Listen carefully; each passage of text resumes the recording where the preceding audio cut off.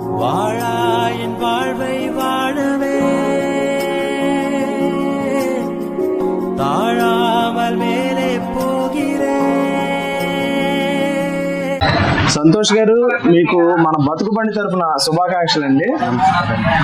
మీరు ఇవి ఎంతకాలంగా ఈ వ్యాపారం అనేది చేస్తున్నారు సార్? ఇప్పుడు షాపు 2009లో పెట్టారు. అప్పటి నుంచి ఇప్పటి వరకు మావయ్య ఉన్నారు. ఇప్పుడు నేను ఇక్కడ ఈ పని నేర్చుకోవడం అన్ని బాంబే వెళ్ళి నేర్చుకున్నాను పని. ఇక్కడ వచ్చి ఒక 1 year అవుతాయి. అంతకుముందు బాంబేలో ఉన్నాను. బాంబేలో ఉన్నారు. ఎంతకాలం ఉన్నారండి బాంబేలో? బాంబేలో ఒక 8 years ఉన్నాను. 8 years ఉన్నారు. 8 సంవత్సరాలు కూడా ఇదే పని అండి? సేమ్ ఇదే పని. ఇదే పని చేసేవాళ్ళ? ఇదే పని నేర్చుకుని ఆ తర్వాత మళ్ళీ ఇక్కడ మీ మామయ్య గారి దగ్గరికి వచ్చారు? అవునండి. అంటే ఈ బిజినెస్ లోకి రావాలని ఎందుకు అనిపించిందండి అసలు? అంటే అప్పటికే ఊర్లో ఉన్నప్పుడు విలేజ్ లో మా వాళ్ళకి స్నాక్స్ ఇది ఉండదు. మా నాన్నగారు మా మావయ్య నాన్నగారు అందరూ కేరళ కర్ణాటక ఇలా వెళ్ళి పని మీద వెళ్ళి అక్కడ ఇచ్చి స్నాక్స్ తెచ్చుకొచ్చారు. అంటే కేరళ అంటే అక్కడ చిప్స్ ఎక్కువ. ఇప్పుడు నుంచి అక్కడ చేస్తున్నారు అట్టికే చిప్స్, కరపెండ్ల చిప్స్ అవన్నీ చేస్తారు. అక్కడి నుంచి వచ్చిన ఐడియా. అంటే మీ వాయిస్ కూడా పక్కాగా క్లియర్ గా తెలుగులా లేదు. అంటే మీది తెలుగు కాదండి? మీరు ఆంధ్ర కదా? తమిళనాడు. సొంత ఊరు తమిళనాడు నుండి ఇక్కడికి వచ్చారు. మీ మామయ్య గారు అండి? మీ మామయ్య గారు కూడా ఆయన తమిళనాడు నుండి ఇక్కడికి వచ్చారా? పేరు మీ మామయ్య గారు కనిపించట్లే. అంటే మీరు ఒక్కళ్ళే ఉన్నారు షాప్ లో? అంటే ఊర్లో పండుగ వచ్చారని తమిళనాడు. ఊళ్ళో పండుగ వచ్చిందని ఆయన తమిళనాడు వెళ్ళారు. ఓకే. అదే 2009లో మీ మామయ్య గారు స్టార్ట్ చేశారు కదా, అప్పటికి మీకు ఈ బిజినెస్ మీద ఏమైనా ఐడియా ఉందండి? అప్పటికి లేవు. తర్వాత కొంచెం చదువు మీద ఇంట్రెస్ట్ పోయింది. ఇంటర్ వరకు చదివాను. ఇంటర్ వరకు చదివారు మీరు? తర్వాత చదువు మీద ఇంట్రెస్ట్ పోయింది. దాని మీద ఎక్కడ వెళ్ళేదని తెలియకుండా ఈ షాప్ ఇలాంటి షాప్ పెట్టుకోవాలని ముందు ఆలోచిస్తాను. తర్వాత దానికి ఖర్చు ఎక్కువ అవుతాయని ముందు పని నేర్చుకుంటా. ముందు పని నేర్చుకున్నారు ముంబైకి వెళ్ళి? తర్వాత మనం సంపాదించుకుని మన వాళ్ళు ఎంత డబ్బులు అవుతాయి దాని మీద చూసి షాప్ పెడతామని ఉన్నాను. ఆయన ఇప్పుడు వరకు అవ్వట్లేదు. ఇప్పుడు కూడా మావయ్య షాపే కానీ మంత్లీ శాలరీ తీసుకుంటా. Okay okay.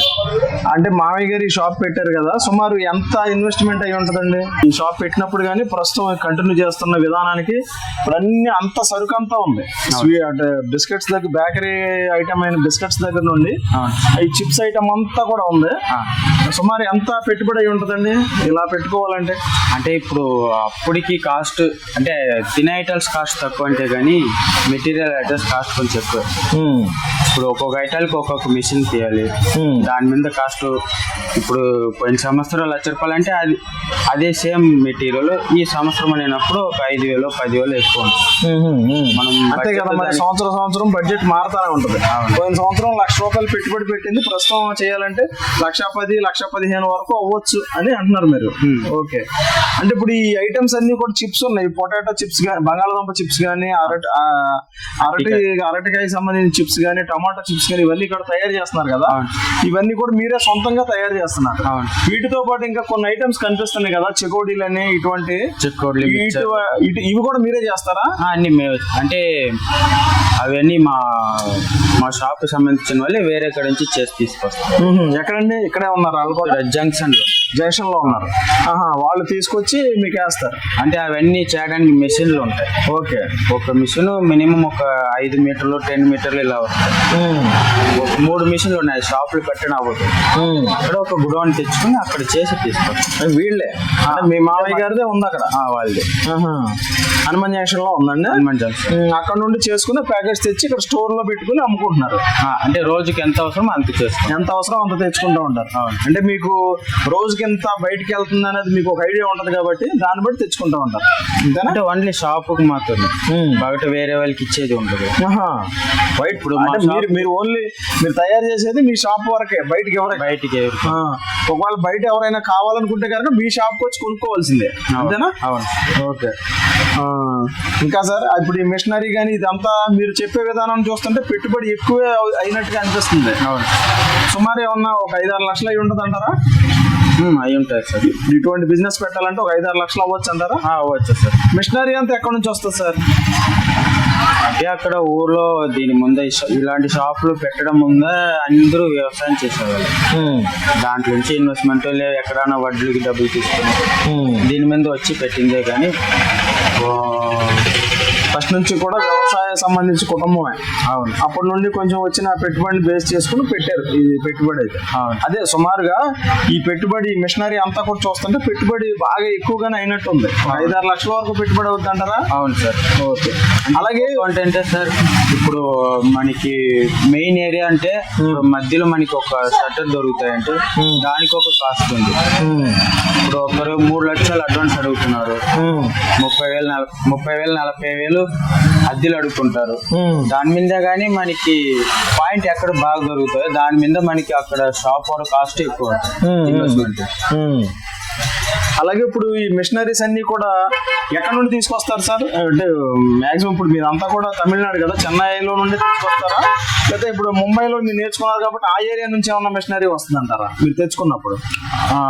అన్ని సార్ ఈ మెషిన్లు అన్ని మ్యానుఫ్యాక్చరింగ్ కోయంబత్తూర్లో ఉంటాయి. తమిళనాడు కోయంబత్తూర్ అక్కడ నుంచి తెచ్చుకుంటాం. అక్కడ నుండి అంటే మాకు అవి పక్కన మా ఊరు నుంచి కోయంబత్తూర్కి ఒక 150 కిలోమీటర్స్, అక్కడ నుంచి ఇక్కడ ఒక 1000 కిలోమీటర్స్. ట్రాన్స్పోర్ట్ కాస్ట్ తక్కువ అయిపోతాయి.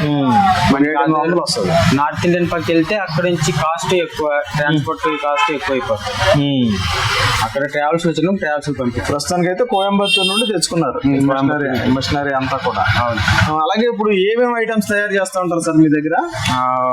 పొటాటో చిప్స్ తయారు చేస్తున్నాము. పొటాటోలో 7 వెరైటీస్ చేస్తున్నాము. అంటే flavour salt chips, spicy chips, tomato chips, schezwan, ఇలా. తర్వాత కటింగ్ లో ఒక 4 variety, Lay's type 2 variety, salt, తర్వాత స్పైసీ, ఇంకా ఫింగర్ చిప్స్ టైపు, దాంట్లో అల్లం మసాలా కలిపింది, చాలా రకాలు చేస్తున్నాము. ఓకే. అలాగే మీరు చేస్తున్న ఈ బిజినెస్ చూస్తుంటే షాపు నిండుగా కూడా సరుకు అంతా కూడా ఉంది. ఇప్పుడు మీరు ఒకవేళ ఎవరైనా మీరు చేస్తున్న ఈ బిజినెస్ ని మిషనరీ అది కూడా కోయంబత్తూర్ నుండి తెచ్చుకొని ఇటువంటి బిజినెస్ స్టార్ట్ చేయాలి, పెట్టుబడి పెట్టుకోగలుగుతాం అనుకున్న వాళ్ళు ఎవరైనా ఇటువంటి బిజినెస్ స్టార్ట్ చేద్దాం అనుకుంటే గనక ప్రస్తుతం ఉన్న కండిషన్స్ లో స్టార్ట్ చేయొచ్చు అంటారా? మంచి లాభాలు ఉన్నాయా ఈ ఫీల్డ్ లో? లాభాలు ఉన్నాయి సార్, లాభాలు ఉన్నాయి. దాని మీద ఫస్ట్ ఒక 1 year కి లాభాలు చూసే కావద్దు. అంటే ఇన్వెస్ట్మెంట్ అంటే ఫుడ్ ఐటమ్ కదా. ఇప్పుడు ఒక్కొక్కరికి షాప్ పెట్టి ఒక్క వారంట్లో పికప్ అయిపోతాయి. ఒక రోజుకి 5,000 6,000 పికప్ అయిపోతాయి. ఒక్కొక్కరికి 2 నెలలు 3 నెలలు అయిన తర్వాతే పికప్ అవుతాయి. అంటే మనం అప్పుడు కొంచెం వెయిట్ చేసి షాప్ నడుపుకోవాలి. ఓకే. కొంత టైం పడుతుంది పికప్ అయ్యేసరి. అవును. ఒక్కొక్కరికి 2 నెలల పికప్ అవుతాయి, ఒక్కొక్కరికి 3 నెలలు 6 నెలలు. అంటే మనం అక్కడ కొంచెం వెయిట్ చేయాలి. మనం పెట్టేసాము షాప్ బేరం లేదు, లాస్ అయిపోయిందని అనుకుంటే మనం అక్కడ ఏం చేసాం, వెయిట్ చేయాలి. వ్యాపారం అంటేనే అది కదండి. ఇప్పుడు మనలో చదువుకున్న వాళ్ళు కూడా చాలా మంది ఏంటంటే ఉద్యోగాలు రాని పరిస్థితిలో ఉంటారు. అటువంటి వాళ్ళందరూ ఇన్వెస్ట్మెంట్ చేయగలుగుతాం అనుకున్న వాళ్ళు ఏం చేస్తారంటే ఇటువంటి బిజినెస్ పెట్టుకున్నా సరే మనం పెట్టుకున్న నెక్స్ట్ డే నుండే లాభాలు రావాలంటే అవదు అని అయితే సంతోష్ గారు తెలియజేస్తున్నారు అనమాట. మనకి కొంచెం టైం తీసుకుంటది బిజినెస్ అనేది, లాభ నష్టాలతో కూడుకున్నది కదా అని చెప్పి ఆయన ఉద్దేశం అనమాట. చూసారు కదండి. ఒకవేళ ఇటువంటి హాట్ చిప్స్ బిజినెస్ స్టార్ట్ చేయాలి అనుకుంటే కనుక సంతోష్ గారిది, అలాగే సంతోష్ గారి మామయ్య గారి కాంటాక్ట్ నెంబర్ కూడా డిస్క్రిప్షన్ లో ఇస్తాను కింద. ఒకసారి చూడండి, వాళ్ళని కాంటాక్ట్ చేయండి. ఒకవేళ ఫ్రాంచైజీ ఏమైనా ఇస్తానంటే కనుక తీసుకుని చేసుకోవచ్చు. కాకపోతే చేసుకుని ఆ బిజినెస్ పెట్టుకుని నెక్స్ట్ డే నుండే ప్రాఫిట్స్ అయితే ఆశించకూడదు. అలాగే ఆశించం అనుకునే వాళ్ళు మాత్రం ఈ బిజినెస్ లో దిగవచ్చు. మంచి లాభాల బాట అయితే ఉంటుందని అయితే మనకి సంతోష్ గారు అయితే తెలియజేస్తున్నారు. ఓకేనా? అలాగే మనం ఈ ఛానల్ పెట్టిన కాన్సెప్ట్ కూడా ఏంటంటే అండి, చాలా మంది కొంతమంది జీవితంలో ఎలా స్థిరపడాలో అర్థం కాని పరిస్థితుల్లో కొంతమంది సూసైడ్ అటెంప్ట్ చేసి ఆత్మహత్య ప్రయత్నాలు చేసి ఆత్మహత్యలు కూడా చేసుకుంటున్నారు. అటువంటి ప్రయత్నాలు దయచేసి చేయొద్దు. ఇప్పుడు వీళ్ళు చూడండి, తమిళనాడు నుంచి వచ్చి ఆంధ్రప్రదేశ్ లో ఒక షాప్ అనేది ఏర్పాటు చేసుకుని ఇక్కడ మంచిగా నడుపుకుంటున్నారు. అలాగా మనం బ్రతకాలనుకుంటే ఎక్కడైనా బ్రతకొచ్చు. మన బ్రతుకు బండిని మనం ఎలా అయినా లాగొచ్చు అనేది మీ అందరికీ చూపించడం, అలాగే 10,000 దగ్గర నుండి 10 లక్షల వరకు కూడా పెద్ద బిజినెస్ వరకు కూడా మీ అందరి ముందుకు తెచ్చే ప్రయత్నం అయితే మన ఛానల్ తరఫున మేము చేస్తాం. మీరైతే ఖచ్చితంగా మన ఛానల్ని ఆదరించండి. ఇటువంటి మరిన్ని వీడియోస్ కోసం అయితే మన ఛానల్లో చూస్తూనే ఉండండి. థ్యాంక్ యూ సంతోష్ గారు. ఈ విలువైన సమయాన్ని సమాచారాన్ని కూడా మన బతుకు బండి ప్రకటన కోసం కేటాయించినందుకు థ్యాంక్ యూ అండి. Thank you for watching. Thank you.